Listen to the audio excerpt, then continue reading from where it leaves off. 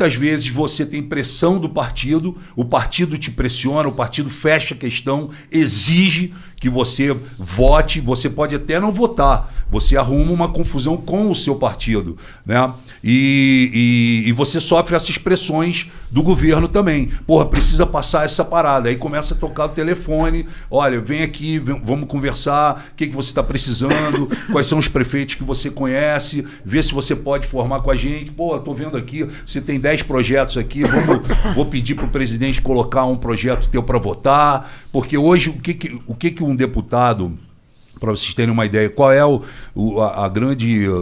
O que um deputado quer dentro da Câmara, fora uma série de coisas, ele quer ter os projetos dele aprovados. Né? Porque ele pode mostrar serviço. Sim, né? E é muito difícil. Né? O Bolsonaro, por exemplo, ficou 28 anos lá dentro, aprovou um projeto. Sim. Né?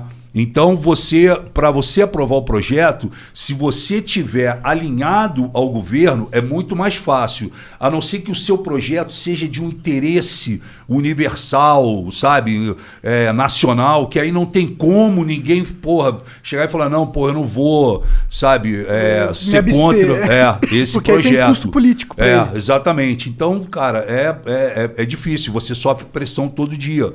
Porque você é o público, é o povo, né, atrás de você, ali te pressionando, aí é esquerda, é direita, é centro, é pesada a parada. E eu achei que na televisão, porque eu vivi muitos anos na televisão, né, só de TV Globo foram 12 anos e mais Record, SBT, Bandeirantes, enfim... E, eu vivi coisas também dentro da televisão muito forte, muito foda, de puxada de tapete, de traição. Não só comigo, eu vi com vários outros atores acontecendo a parada. E, eu falei, política talvez...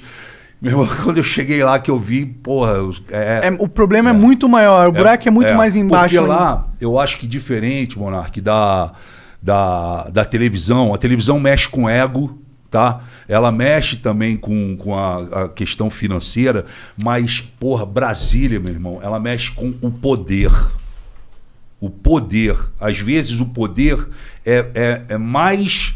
para os mais válido, né? Mais tentador o poder do que a verba, entendeu? Do que o prestígio, do que o cara tá cagando e andando se ele tá sendo processado, se o STF tá processando ele, se a Polícia Federal tá investigando. Ele quer poder, irmão. Ele quer chegar aqui e falar, ó, você vai para aqui, você vai para aquela secretaria, esse ministério é meu. Você vê, o Centrão fechou com o Bolsonaro, chegaram lá, ó, Ministério da Cidadania. Ah, mas tá o Onyx lá, tira o Onyx. Tira o Onyx. A gente quer a chave do ministério, entendeu? E você, com uma chave de um ministério, você está falando aí, em 3 mil funcionários. Sim, entendeu? Orçamento absurdo. Orçamento absurdo, sabe? E poder, irmão. Poder. O poder é muito forte, cara. Foi por isso que você rompeu com o Bolsonaro? Cara, todo mundo... assim, eu falo para você que eu me arrependi muito, né, de ter lutado tanto para a chegada do Bolsonaro na presidência. As pessoas me criticam, falam, mas tu não pode ser, um cara como você não pode ter sido tão ingênuo assim, Frota, a ponto de não ter visto antes o que ia acontecer e etc e tal. Mas eu mergulhei de coração na parada, porque eu achei que naquele momento ele ia realmente... fazer uma asepsia na política, ia mudar a situação, a gente ia conseguir respirar de vários outros governos que já vinham. E eu não tive assim uma briga com ele.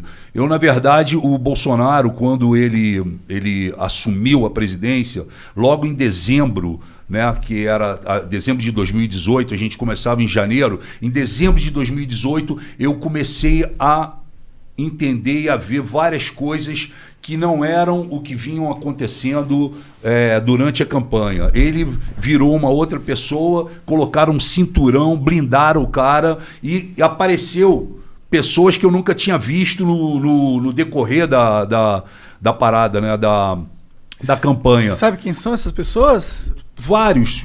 Apareceu um monte de militar, apareceu um monte de cara de terno, apareceu gente de tudo que foi lado e blindaram o Bolsonaro. E a cena marcante, onde eu comecei a ficar, sabe, assim, pensando, foi quando eu estava no Banco do Brasil, onde foi a transição do governo Temer para o governo Bolsonaro. E aí, lá para as 2 horas da tarde, abriu a porta do corredor, entrou vários militares e o Bolsonaro no meio, um monte de cara de terno. E o Bebiano, que morreu de infarto. O Bebiano, as pessoas podem criticar, falar o que quiser, mas o Bebiano, meu irmão, ele ficou 26 horas da vida dele por dia, durante 5 anos, do lado do Bolsonaro. Se tem alguém que ajudou o Bolsonaro, empurrou o Bolsonaro, tirou vários BOs da frente a nível jurídico e o caramba, segurou a parada, foi o Bebiano. E o Bebiano morreu, muita gente acha estranha essa morte dele, né? A gente conversou com o André Marinho, ele mostrou um vídeo aqui no Flow do Bebiano. Um cara forte pra caralho, grande, entendeu? E aí, pô, eu encontro o Bebiano e aquelas pessoas todas que foram entrando por umas salas. Era um corredor enorme, todo mundo entrou e ficou o Bebiano parado no corredor. Aí eu cheguei pro Bebiano e falei, e aí, Bebiano, tá tranquilo? Ele falou, tô. Falei, pô, e aí, onde é a tua sala? Ele falou, pô, não tem sala. Eu falei, como tu não tem sala? Ele falou, pô, eu não tenho sala e não sei o que eu vou fazer ainda no governo. Tu acredita, Frota? Eu falei, pô, não acredito. Pra mim, tu ia ser o cara, pô, tu ia ser o líbero da parada. Tu ajudou o cara a sentar nessa cadeira. Pra mim, tu era o líbero. Tu não precisava nem ter cargo. Sim, tu era o cara que ia chegar, Bolsonaro, é o seguinte, tô precisando coordenador ali. Um coordenador, né? Ele falou, pois é, mas não tenho. E eu tô achando muito estranho as coisas, Frota, porque começaram a me tirar de reuniões, eu não sei para onde eu vou, sabe? Aí tentaram acochambrar ele ali na Secretaria-Geral da Presidência, enfim. Mas qual que era o problema com o Bebiano em si? Eu não sei qual foi o problema com o Bebiano. Só o que eu senti foi o seguinte, irmão. Se você corre junto uma temporada e você ganha, porra, você tem que comemorar junto. Com você certeza. não pode largar um cara como o Bebiano sem sala. Isso para mim foi muito marcante. E acendeu uma luz. E fora outras coisas que eu vim vendo. Mas aí quando chegou em janeiro, o Bolsonaro me chama e fala assim, ô Frota, o Temer, através do Onyx Lorenzoni, pediu a cota dele no nosso governo, que é justamente um ministério, uma secretaria. Como o Bolsonaro se vinga da classe artística por causa daquele hashtag ele não, que a Daniela Mercury foi uma das que comandou aquilo, e vários outros artistas, e os artistas foram contra a eleição dele, o Bolsonaro se vinga da classe cultural. Então o que ele fez? Ele, assim que ele assumiu, que ele sentou na cadeira, ele tirou o Ministério da Cultura e transformou numa Secretaria de Cultura. Ele já diminuiu ali. E aí, como o Temer tinha pedido ao Onyx uma fatia, Bolsonaro chegou para mim, e eu tenho gravado isso, qualquer dia eu posso até mandar para vocês, o Bolsonaro, o Onyx chega e fala, ó, precisa colocar o Osmar Terra em algum lugar. E aí o Bolsonaro coloca o Osmar Terra na Secretaria de Cultura, sendo que o Osmar Terra nunca fez nada pela cultura do país. E aí o Bolsonaro me chama e fala, Frota, é o seguinte, não gosto do Osmar Terra, ele não vai fazer nada pela cultura, mas eu preciso o seguinte, embaixo da secretaria, do secretário de Cultura, tem 6 secretarias importantíssimas para o fomento da cultura no país. Lei Rouanet, direitos autorais, praças públicas, monumentos e etc., diversidade, audiovisual e não me lembro agora qual que é a outra. São 6. Então o Bolsonaro chegou para mim e falou, pô, Frota, vê se você pode ajudar o Osmar Terra e monta para mim esse cinturão embaixo dele. Então eu fui para campo, eu conheço muita... Antes de continuar, só que eu tenho uma dúvida nessa sua história. Por que o Temer poderia pegar uma parte dele? Porque isso é um jogo político, né? MDB é um jogo político. É o Temer pegando a cota do MDB. Do MDB. Entendi. É isso. Entendi. Se eu não expliquei... É que eu não entendo muito. Os partidos, quando fecham, vamos eleger o Monark. Vamos eleger o Monark? Então tá, Monark, a hora que você sentar, nós vamos te colocar lá, mas a hora que você sentar lá é o seguinte, nós queremos essa secretaria aqui. Entendi. Tá fechado? Essa era a missão do Temer como líder do partido. Você fatia o governo. Pode crer. E você acaba fazendo o que ele tinha dito que não faria, inclusive na campanha e na entrevista dele na TV Globo. Sim. Que ele fala, eu jamais vou fatiar o meu governo, eu não vou aceitar que o Centrão fique junto comigo, porque no Centrão tem corrupto, bandido, safado, não sei o que, coisa e tal. Um presidente não consegue governar fatiando o governo, e ele fez isso. E aí, quando ele me chama, eu fui em campo, não fui buscar amiguinho meu, fui buscar pessoas que realmente entendiam da situação. E convidei essas pessoas, algumas aceitaram logo de início, outras tinham que se desvencilhar dos seus empregos e etc e tal, e montei esse cinturão para dar suporte para um cara que não entendia de cultura, que não sabia o que era a Lei Rouanet e que deu uma declaração quando foi convidado como secretário que de cultura ele só entendia tocar berimbau. Aí, eu montei para ele e já era no final do ano, o Osmar Terra, a família dele, mora no Canadá. Então ele falou, olha, Frota, eu tô indo pro Canadá, a gente resolve depois. Eu falei, não, vamos fazer o seguinte, teu avião vai fazer uma escala em São Paulo, você vai ficar lá umas 3 horas, eu vou levar todo mundo para um restaurante no aeroporto e vou te apresentar os seus possíveis secretários e etc e tal. E como você não entende, você pode estar certo que eu estou colocando aqui pessoas que realmente são do meio, sabem, tratam bem de cada tema. Tranquilo. E aí ele foi no avião dele, enfim, eu montei toda a situação lá no restaurante, no aeroporto, enfim, e apresentei todo mundo para ele. Falei, esse aqui, essa aqui, esse. Apresentei o secretariado dele. Isso já acendeu uma luz no governo, que os caras começaram a falar assim, o Frota está se apossando da cultura. Entendi. O Frota está querendo o ministério para ele. Não era. O presidente me pediu. Aí eu apresentei para ele, ele foi embora. E, saiu todo mundo, Frota, beleza. Tô feliz, obrigado pela oportunidade, vamos lutar. E o caramba, tô pedindo demissão da Fox para assumir aqui a parada. O cara, com 10 anos de empresa, tô saindo fora, mas meu irmão, pode vir, vai dar tudo certo. E, ele viajou, o Osmar Terra. E o Osmar Terra viajou, passou o ano novo, essa coisa. Quando ele volta, ele se encontra com o Onyx Lorenzoni, os dois são do Rio Grande do Sul. Ele se encontra com o Onyx Lorenzoni e, sem falar comigo, sem pelo menos me informar, resolvem mudar o cinturão. Porque eles já vinham com a cabeça deles de, não, vamos acochambrar aqui a nossa galera. Nada do Frota, nada, sabe? Começaram a fazer esse jogo e montaram isso, tiraram das 6 secretarias, brother, eles tiraram 5. Eu fiquei só, aliás, eles tiraram 4, ficaram 2. A de audiovisual e a de direitos autorais, o Maurício Braga. Eu falei, cara, isso não tá certo. As pessoas saíram dos seus empregos. O cara tava ninguém chegando em Brasília já, tô procurando flat aqui pra morar. Mas ninguém ainda me ligou pra fazer crachá, ninguém me ligou. Não, vai ligar, calma. E aí, de repente, eu vejo no jornal, fui informado pelos jornais, que, tava montado uma outra pá, vamos chamar assim.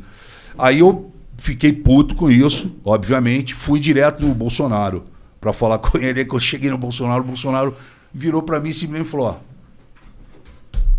não quero saber, irmão, isso daí é problema teu, não vou arrumar confusão, Frota, pelo amor de Deus. Falei, caralho, como pelo amor de Deus? Você pediu para eu montar uma parada, eu tirei as pessoas, botei as pessoas aqui e agora você me fala, pelo amor de Deus? Não, E, cara, um monte de gente falando na cabeça dele, não, é amigo do Frota, vai dar problema, aquela porrada de coisa, enfim. Limou os caras, eu fiquei puto. A primeira oportunidade que eu tive, eu fui pro plenário, meu irmão. Peguei o microfone e soquei forte o Onyx Lorenzoni. Chamei de safado, vagabundo, que não poderia ter feito isso, não sei o quê. E fiz um discurso pesado. Nesse discurso pesado, os caras entenderam. Falou, abriu aqui uma fissura entre o Frota e o governo. Como é que o cara vai e fala do ministro, que é o secretário do Bolsonaro, ele, senta o pau. Aí sentei a porrada. E nesse meio tempo que eu tô fazendo isso, na mesma semana quase, explode o caso do Queiroz.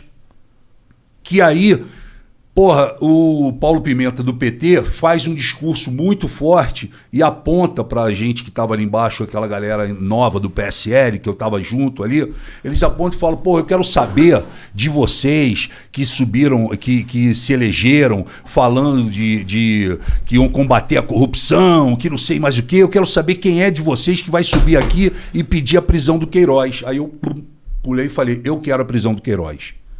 Falei no microfone, ele de um lado e eu do outro. Eu quero a prisão do Queiroz. Quero saber se você quer que o Lula continue preso. Porque eu quero a prisão do Queiroz. Porra, aí, meu irmão, o telefone tocou, Bolsonaro, você tá maluco? Você quer fuder meu filho? E porra, como é que tu pede a prisão do Queiroz, caralho? Não sei mais o que, pagando pra mim, em geral. E passou uns 15 minutos, veio o Flávio Bolsonaro. Flávio Bolsonaro chegou no plenário e falou assim pra mim, porra, papai tá puto contigo, Frota. Como é que tu fala isso, porra? Pede a prisão do quê? Porra, cala tua boca, cara. Porra, tu não precisa fazer isso, caralho. Pá, pá, pá, pá, pá. No dia seguinte tinha um café da manhã. Eu fui no café da manhã, o Bolsonaro deu de cara comigo, chegou pra mim. Pô, aí tem até na internet, porque tinha uma pessoa gravando, a gente não sabia. Aí ele, porra, me abraça e fala assim, puta que pariu, caralho. Fecha essa matraca, Frota. Você tá maluco? Como é que tu me fala uma merda daquela? Aí ele mandou essa e depois o Bolsonaro ele é cheio disso. Ele dá uma chicotada, depois ele quer aliviar. Aí ele fez a gracinha e a gracinha ficou pior do que a parada que ele falou assim, porra, não sei o que, como é que tu fala essa merda? Porra, Frota, eu quero continuar transando contigo. Mandou assim no meu ouvido. E porra, e saiu. E a porra, tinha uma mulher gravando. Tinha uma mulher gravando, a mulher, porra, pegou, editou essa parada e aí, porra, aparece no dia seguinte um vídeo do Bolsonaro no meu. Porra, Frota, quero transar contigo. Entendeu? E aí aconteceu essa parada. Aí, cara, eu vi que, porra, não tinha mais, né, clima, né? O PSL rachou logo de início, porque o PSL foi um. Eu vim no meio do PSL e não tiro também a minha participação nesses troços, mas o PSL entrou um monte de cara novato, achando que ia resolver a política do país. E, meu irmão, a gente fez uma asepsia lá dentro, mas foram 52% de gente nova que entrou e etc e tal. Mas os que ficaram era só black belt. Era só faixa preta. Não tinha nenhum que, porra, tu falava, cara... Era bobinho. Não, só tinha ninguém com 5, 6 mandatos, sabe? 4 mandatos. Os caras casca grossa que ficaram. Aí os caras viram aquele monte de cara chegando, achando que, porra, ia pintar Brasília, ia mudar. Os caras começaram a bater, né? E o PSL, ele foi se fragmentando, ele foi rachando. Ele começou um jogo de briga, de ciúme, de crítica um pro outro. O caralho, era tudo que os caras queriam do outro lado. Os caras deixam os caras se pegarem, entendeu? E vaidade, e não sei o quê. Não porque eu ganhei tanto, porque eu isso, porque aquilo, que o negócio foi rachando. Eu fui cada vez fazendo mais oposição, porque eu falei, eu agora não posso fugir desse meu discurso. E é um discurso verdadeiro. Eu não mudei. Quem mudou foram eles. E aí eu continuei nessa linha. Aí, pô, chegou uma hora que o Bolsonaro chamou o Bivar e falou, ó, eu quero o Frota expulso do PSL. Ele não pode mais ficar no PSL. Porque, porra, cada vez que ele sobe naquele plenário, ele dá uma porrada em mim, dá uma porrada no Ministério da Economia, fala, porra, eu quero tirar. E ainda assim, eu prossegui, eu fiz muita coisa ainda pró-governo, né? Não só ter votado com eles, mas eu fiz muita coisa, como fiz a coordenação da Previdência, fiz a coordenação da CPMI, da Fake News, sou titular ainda da Comissão Especial da Cultura, enfim, fiz muita coisa, só que o meu viés foi atacando, e eu fui entendendo também, sem querer me alongar aqui com cara, vocês. Fica à vontade, tá sendo interessantíssimo saber do... Como assim, cara, se alongar? Mete... Senta o dedo. Sem, assim, eu falei, cara, eu preciso me posicionar aqui dentro, e eu comecei a ser mais oposição do que a própria oposição. Né? A esquerda, naquele momento que nós chegamos em Brasília, em 2019, ela estava uma esquerda quadrada. Eles só falavam assim, quem matou Marielle? Quem matou Marielle? E o pau comendo do outro lado, e quem matou Marielle? Quem mandou matar Marielle? Quem matou Marielle? Porra! Não tinha uma oposição, tinha ali uma... Porra, era um grito de dor. Um grito de dor. E aí, pô, eu até fiz um Twitter uma vez e falei assim, porra, a esquerda precisa acordar. E aí, alguns medalhões da esquerda retuitaram e falaram, ó, foi preciso o Alexandre Frota falar para a esquerda acordar. Porque, porra, eles passaram boa etapa, né, do início da legislatura com, porra, quem matou Marielle. Era tudo, porra, quem matou Marielle, quem matou Marielle. Eu também quero saber quem matou, quem mandou matar. Mas eles ficaram quadrados nisso. E aí eu fui partindo cada vez mais para a oposição, cada vez mais votando menos com o governo, né? E aí minha trajetória, o Frota em determinado momento, porque como eu cresci no bolsonarismo, eu vim com aquela cabeça ideológica, radical, né? Ao longo desses anos eu amadureci muito e entendi que lá dentro você tem que se conformar. Não, é o parlamento, cara. Você tem que abrir diálogo com as diferenças. Você não precisa gostar de mim, mas a gente tá sentado aqui trocando ideia, entendeu? E a gente precisa poder bater as paradas que são importantes. Porque, pô, uma hora eu vou precisar de você. Uma hora você vai precisar de mim para votar alguma coisa que é do seu interesse, entendeu? Então, eu fui amadurecendo, fui entendendo. Eu fui o primeiro deputado da direita, né? Que hoje eu nem sou mais de direita, eu sou acho que centro-esquerda, mas eu fui o primeiro deputado da direita a procurar a esquerda e abrir diálogo com eles. E aí cada vez foi ficando mais difícil. Aí, porra, o bolsonarismo, eu tinha, para vocês terem uma ideia, eu tinha 1,5 milhão de seguidores no Facebook, tinha quase 500 mil já no Twitter, Instagram eu não mexo, mas essas duas ferramentas eu excluí. Porque a partir do momento que o Bolsonaro falou, não, o Frota tem que sair do PSL, os caras me elegeram alguns meses como traidor. O Frota foi oportunista. Ele usou o Bolsonaro e se elegeu, e assim que se elegeu, foi uma espécie de cavalo de Troia. Entendeu? O Frota entrou e apunhalou o Bolsonaro. E não foi isso. Quem me apunhalou foi ele. Ele é que mudou as histórias comigo. O meu papo sempre foi reto com ele, né? E aí, porra, eu fiquei de traidor. Os bolsonaristas desceram a porrada em mim, desceram, pô, me apedrejaram, tipo, virtualmente e medievalmente, entendeu? Foi um negócio medieval. É meio como eles fazem isso, é o que eles fazem, né? E aí foi porrada, xingando minha esposa, minha família, minha filha, o meu filho, o pau comeu, geral. Aí eu tomei a decisão, falei, pô, eu vou sair das redes sociais. Aí saí. Falei, caralho, vou mandar 500 mil embora. Mandei. Desativei a conta e desativei o Facebook. Porque, por qualquer coisa que eu postasse ali, não adiantava. Era porrada o tempo todo. E aí eu entendi isso, falei, eu preciso me afastar. Né? Aí começou aqueles confrontos de rua também. Você passa na rua, os caras, traidor do Bolsonaro, caramba. E aí eu falei, bom, mas eu vou mudar essa história. E vou partir para cima. Eu não sou um cara de ficar apanhando quieto. Eu vou partir para cima. E aí fui partindo para cima. Também fui trabalhando bastante e honestamente. Né? E aí eu consegui superar esse tsunami que foi, né, essa minha briga, porque essa minha saída lá do bolsonarismo. Porque do PSL tudo bem. O problema é você sair do bolsonarismo. Porque não, você é o cara, pô, vamos falar, pode ter várias críticas, mas porra, a Carla Zambelli, meu irmão, ela 15 dias antes, ela convidou o Sérgio Moro para ser padrinho de casamento dela. Quando o Moro abriu com o Bolsonaro, que ele sentou e fez a coletiva, ela foi a primeira a chamar ele de traidor. Sendo que 15 dias antes, ela tinha colocado o cara como padrinho de casamento, deu um microfone para ele, ele fez uma declaração para ela. Naquele momento, ele era o Sérgio Moro, né? Era o cara que combateu a corrupção. Foi por isso que ela chamou ele para ser padrinho. Por isso que ela chamou ele para ser padrinho. Ele foi lá, fez uma puta de uma declaração para ela, e quando chegou 15 dias depois, 20 dias depois, que ele rompeu com o Bolsonaro, ele rompeu porque o Moro viu, Ele pode ter errado com Lula, pode ter tudo, mas ali como ministro da Justiça, ele viu o momento em que o Bolsonaro, e tem gravado aquela reunião dele, Bolsonaro vira e fala, porra, quem manda nessa merda sou eu tô pedindo pra fazer, se não fizer, tira quem não fez, ou então tira o ministro, e olha pro lado. E o Moro aqui. Tipo assim, ó, se você não fizer, eu tiro. Ele só não falou nessas palavras. E o Moro tava incomodado, porque o Moro, porra, muda o diretor da Polícia Federal. O Moro não. O diretor da Polícia Federal eu escolhi. Não, você tem que mudar. Porra, o cara tá enchendo o saco do meu filho no Rio de Janeiro. Muda o diretor do Rio, muda a COAF. E porra, o Moro viu que não tinha como. Ele que tinha...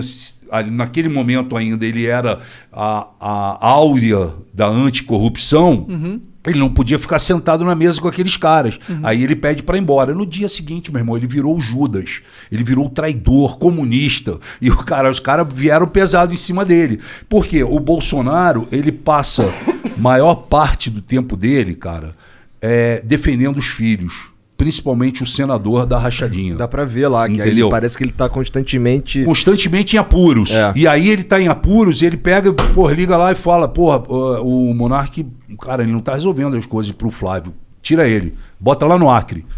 É assim que ele faz, é assim que ele atua. De uma maneira autoritária. Então ele mexeu no COAF, porque o COAF é quem pode entregar o que um deputado faz por debaixo dos panos. E o COAF chegou. Ele... Muda o COAF, tira o poder do COAF. Entregou o COAF lá para o banco... o Ministério da Economia, né? O Banco Central, na verdade. Primeiro para o Ministério da Economia, depois, você está certo, depois para o Banco Central. Aí, Polícia Federal. Porra, a Polícia Federal tá chegando, vai pegar o Queiroz. Porra, a Polícia Federal intimou o filho, o Flávio... Tira o diretor da Polícia Federal. Muda. Muda o cara do Rio de Janeiro. Quem é o cara do Rio de Janeiro? O fulano. Muda. Então ele foi fazendo isso, e isso ele faz o tempo todo, porque todo dia surge uma merda que eles fizeram e que eles ocultaram da gente, ocultaram do país e ocultaram daqueles que ajudaram ele a chegar no poder. Então é meio que ele bota a mão aqui para estancar essa água, vaza daqui, aí ele bota aqui, então ele fica assim, desculpa, ele fica aqui assim o tempo todo.